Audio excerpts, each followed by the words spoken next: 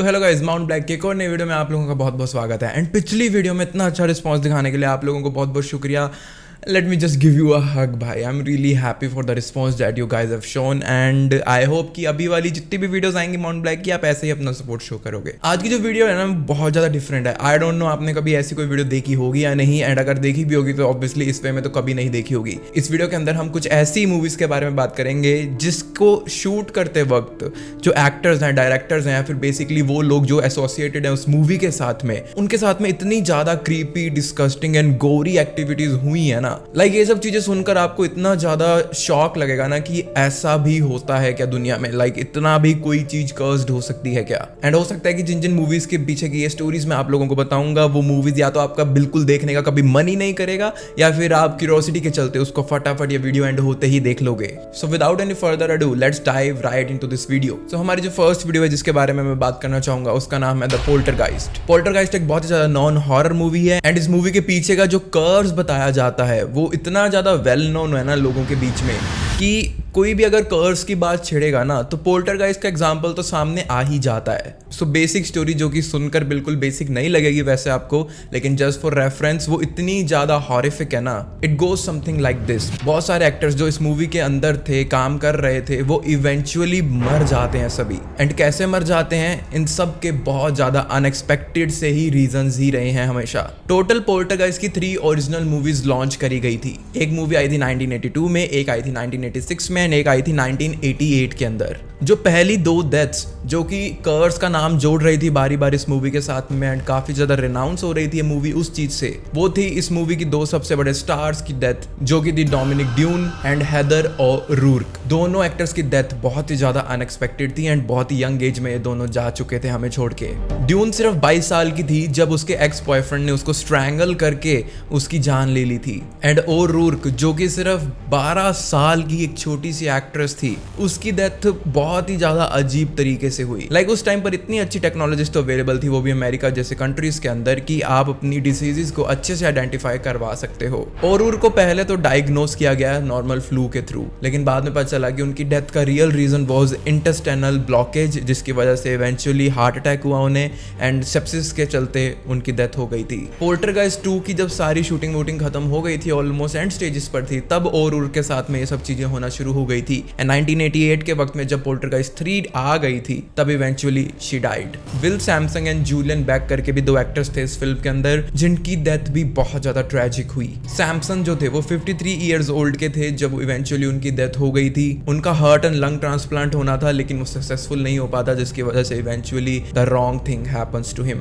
जो बैक थी वो 60 इयर्स की हो गई थी एंड उनकी डेथ भी बहुत ज्यादा ट्रेजिक थी। उनको स्टमक कैंसर हो गया था एंड 1985 के वक्त में वो भी इस दुनिया को छोड़कर चली गई थी। हालांकि सैमसन एंड बैक की डेथ्स भी काफी ज्यादा ट्रेजिक थी एंड इन मूवीज के रिलीज होने के डेट के आसपास में ही हुई थी, लेकिन जो पहले वाली 2 डेथ्स थी ना, ओ'रूर्क एंड ड्यून की, वो सबसे ज्यादा रिलेट करती हैं पोल्टरगाइस्ट के इन कर्स की वजह से, बिकॉज वो दोनों एकदम हेल्दी इंडिविजुअल्स थे एंड उनके साथ में अचानक से इतना सब कुछ हो जाना वो लाइक बहुत ही ज्यादा एक सोचने वाली बात है। ये जो बाकी के 2 लोग हैं इनकी थोड़ी मेडिकल कंडीशंस की हिस्ट्री ऑलरेडी रह चुकी थी, तो इनका हम सोच सकते हैं कि शायद इनके लिए सिचुएशन अच्छी नहीं रही होगी। इवन दो ये दोनों भी हेल्दी ही थे at the time of shooting the movie, उसके बाद से ही चीजें खराब होना शुरू हुई थी। इस फिल्म को एकदम रियल बनाने के लिए directors went way ahead of their time. उन्होंने रियल स्केलेटन्स तक यूज करे थे। इस मूवी के अंदर एक पूल सीन था उसके लिए, एंड जब ऐसी चीजें प्रॉप्स की जगह रियल लाइफ ह्यूमन बीइंग्स को यूज करा जा रहा है मूवीज के अंदर या फिर सीरियल्स के अंदर, तो आई गेस ऐसे कर्सेस का सामना तो इन लोगों को फिर करना ही पड़ेगा। हालांकि जो मूवी ट्राई होती है काफी ज्यादा हिट थी एंड लोगों को काफी ज्यादा पसंद आई, लेकिन ये जो घटनाएं हुई हैं ये आज भी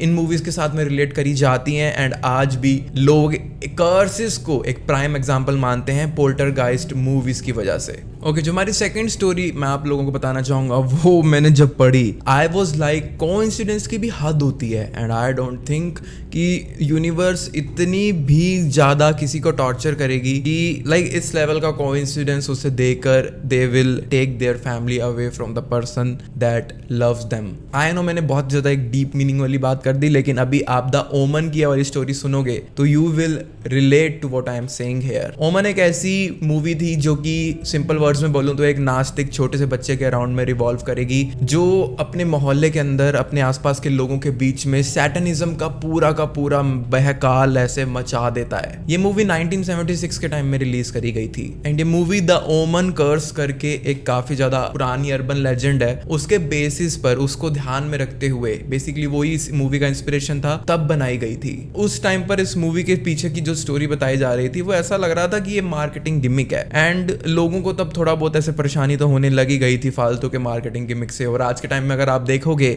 तो ऐसे नाम्स जोड़कर, ऐसी कहानियां जोड़कर मूवी की मार्केटिंग एंड पीआर बहुत ज्यादा जोरों शोरों से करी जाती है। लेकिन बाद में जब real details behind the story of ओमन निकल के आई, तब पता चला कि जो मार्केटिंग टीम है वो सिर्फ हवा में बातें नहीं कर रही है। सीरियसली जो चीजें हुई हैं वो बहुत ही ज्यादा डिस्टर्बिंग थी। You know what if I से कि कोई ना कोई ऐसी इविल स्पिरिट थी इस मूवी के पीछे जो बिल्कुल भी नहीं चाहती थी कि ये मूवी कभी भी बने। एंड इस मूवी की शूटिंग के दौरान में उस इविल स्पिरिट ने जो भी लोग इस मूवी से एसोसिएटेड थे उनके साथ में अपनी पूरी पावर लगाकर सारे के सारे बुरे काम कर उनके साथ में ये सिग्नल देती रही कि don't shoot this movie. But somehow still बहुत सारे सैक्रिफाइसेस के बाद में ये वाली मूवी मार्केट में उतर जाती है एंड लोगों को काफी पसंद आती है। एंड मैं किन किन टाइप के सैक्रिफाइसेस या फिर अदर वर्ड्स में कोइंसिडेंस की बात कर रहा हूँ वो भी आपको बताता हूँ। इस मूवी के एक मेन प्रोटैगनिस्ट जिनका रियल नेम था ग्रेगोरी पेक, उनका बेटा अचानक से सुसाइड कमिट कर लेता है मूवी की शूटिंग शुरू होने से पहले ही।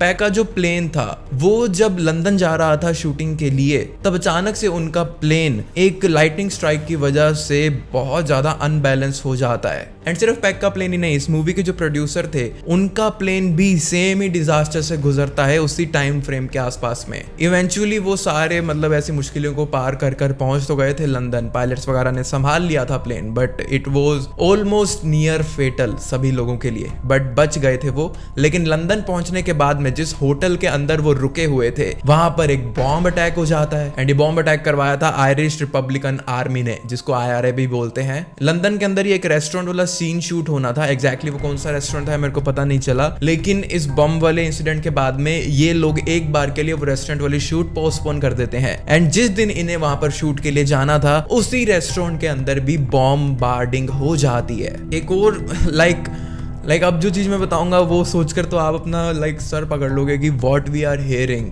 द ओमन मूवी के प्रोड्यूसर्स ने एक प्राइवेट प्लेन को हायर किया था बिकॉज ऐसी कुछ फुटेजेस थी जो उन्हें शूट करनी थी इस प्लेन के अंदर। बट हुआ क्या कि कुछ बिजनेस वाले लोग थे जिन्होंने ज्यादा पैसे देकर इस प्लेन को अपने हवाले कर लिया था बिकॉज वो उनको जल्दी में कहीं पर जाना था। लेकिन जैसे ही वो प्राइवेट प्लेन टेक ऑफ करता है तो वो क्रैश डाउन हो जाता है एंड वो सारे बिजनेसमैन वाले जो लोग थे वो मारे जाते हैं। इस मूवी के अंदर एक और ऐसे वर्कर थे जो ऐसे छोटे मोटे साइड एक्टर्स वगैरह होते हैं, वो भी जब एक सेंचुरी के अंदर में शूटिंग कर रहे थे तब वहां पर एक टाइगर आकर उसकी हत्या कर देता है, उसको खा जाता है। लेकिन हद तो तब हो जाती है इन कर्सेस की या फिर इन कोइंसिडेंसेस की जब एक कार क्रैश हो जाता है जॉन रिचर्डसन नाम के एक पर्सन का, जो कि इन्वॉल्व थे द ओमन मूवी के जो भी VFX एंड 3D आर्टिफैक्ट्स थे उसको प्रोड्यूस करने के लिए। एंड यू नो ये कार क्रैश कब हुआ? अब एक और बहुत ज्यादा कोइंसिडेंटल चीज मैं आपको बताता हूँ। Basically Richard Allison and Liz Moore करके जो थे दो लोग जा रहे थे एक जगह पर इस मूवी का एक सीन शूट करने के लिए। उस सीन का नाम था a bridge too far. You know Omen करके एक रियल जगह भी है यूरोप के अंदर, OMMEN करके, जहां पर ये लोग जा रहे थे अपनी मूवी का ये वाला सीन शूट करने के लिए। ओके, तभी अचानक से रिचर्डसन की गाड़ी अनकंट्रोलेबल हो जाती है एकदम एंड वो सीधा जाकर भिड़ जाती है, हेड ऑन कोलिजन हो जाता है, जिसकी वजह से वो तो थोड़ी बहुत इंजरीज के साथ में फॉर्चुनेटली बाहर आ पाए थे, लेकिन लिज मूरे जो उनके साथ में बैठी हुई थी वो बुरी तरह डिकैपिटेटेड हो गई थी। एंड यू नो व्हाट, ये कितना दूर हुआ डच टाउन ऑफ ओमन से, ये वाला जो एक्सीडेंट था इनके पहुंचने में कितना डिस्टेंस रह गया था? 66.6 kilometres. And nobody is making this up, ये एकदम रियल है, रिकॉर्ड्स के अंदर दर्ज किया गया है। हमारी थर्ड स्टोरी के अंदर जो मूवी है द एग्जॉर्सिस्ट, आई थिंक आप में से काफी सारे लोगों ने इसका नाम सुना होगा, काफी सारे लोगों ने पक्का ये मूवी तो देखी होगी। एंड अगर आप मेरी तरह एक हॉरर फैन हो तो आई डोंट थिंक आपने ये मूवी द एग्जॉर्सिस्ट मिस करी होगी कभी। एंड आई थिंक मैंने जितने भी लिस्ट में अभी तक हम आगे आए हैं ये भी मूवीज आपने कभी मिस नहीं करी होंगी, ये सब देखी ही होंगी आपने। ये 1973 की जो फिल्म है ये एक रियल लाइफ नॉवल के ऊपर बेस्ड है जो कि पीटर ब्लेटी नाम के एक ऑथर ने लिखी थी। एंड इस नॉवल ने अपने ऑडियंस को बहुत ज्यादा शॉक किया गया था, बिकॉज इसके अंदर दिखाया गया है कि कैसे एक यंग गर्ल एक बहुत ही ज़्यादा बुरी प्रेत आत्मा से पूरी तरह पोजेस हो जाती है एंड अपने आसपास कहर मचा देती है। एंड एक कैथोलिक प्रीस्ट जब इसको बचाने की कोशिश भी करते हैं तब वो भी कितने ज़्यादा कम पावरफुल पड़ रहे थे इस डीमन के आगे, ये सब कुछ इसके अंदर शोकेस किया गया है। क्योंकि ये नॉवल पढ़कर ही लोगों को ऑलरेडी इतना ज़्यादा अनईजी सा फील होने लग जाता था, इतना ज़्यादा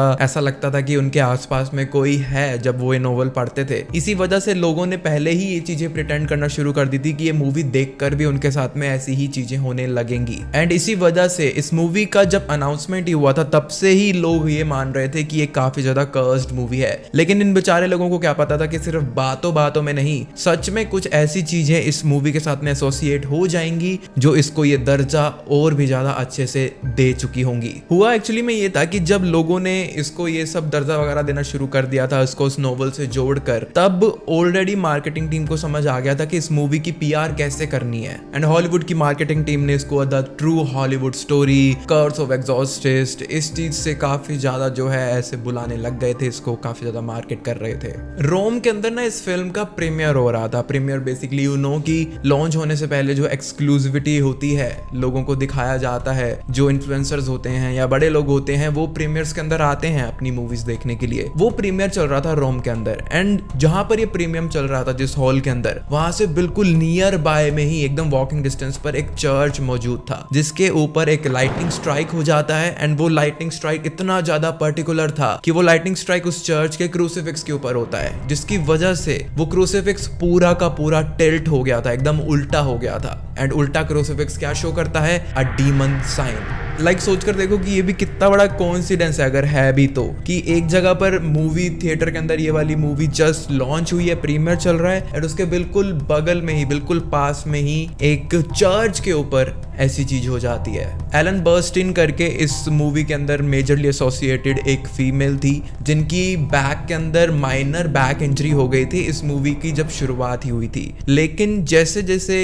ये मूवी खत्म होने लगी, जैसे जैसे ये मूवी का प्रीमियर तक भी आ गया था, तब इनकी जो ये माइनर बैक इंजरी थी ये पूरी एक स्पाइनल इंजरी में बन चुकी थी, लाइक जिससे इनको बहुत ज्यादा प्रॉब्लम हो रही थी, ढंग से चल भी नहीं पा रही थी। बाद में कुछ रिपोर्ट्स ऐसे भी सामने आई कि जब इस मूवी की शूटिंग चल रही थी तो ऑलमोस्ट 9 से भी ज्यादा लोगों की अनएक्सपेक्टेड तरीकों से डेथ हुई है। एंड मूवी के जो प्रोड्यूसर्स, एक्टर्स, डायरेक्टर्स थे, उन्होंने इन बात को छुपाया है ताकि ये मूवी की शूटिंग किसी वजह से रुक ना जाए, इसको रेड सिग्नल ना मिल जाए एंड लोगों का जितनी भी हार्डवर्क है वो खराब ना हो जाए। बिली ग्राहम करके जो एक्टर थे इस मूवी के, उन्होंने तो ये सारी चीजें होने के बाद में यही बोल दिया था कि पहले दिन ही जब स्क्रिप्ट आई थी इस मूवी की, तब वो स्क्रिप्ट पढ़ते पढ़ते ही मेरे को ऐसा फील हो रहा था कि स्क्रिप्ट के अंदर ऑलरेडी जो डीमन पोजेस कर रहा था इन सारी एक्टिविटीज को, वो इन वर्ड्स को भी पोजेस कर चुका है। ओके, इस वीडियो को एंड करने से पहले मैं आप लोगों को एक और बहुत ही ज़्यादा ऐसे वियर्ड से कर्स के बारे में बताना चाहता हूँ एंड ये बहुत ज़्यादा फैसिनेट करा था मेरे को। ओके, जो हमारी लिस्ट की लास्ट मूवी मैं आप लोगों को बताना चाहूँगा वो आप लोगों को बहुत ज़्यादा फैसिनेटिंग लग सकती है because it is not a horror movie. ये एक ह्यूमर बेस्ड कॉमेडी मूवी होने वाली थी जिसका नाम था अटूक।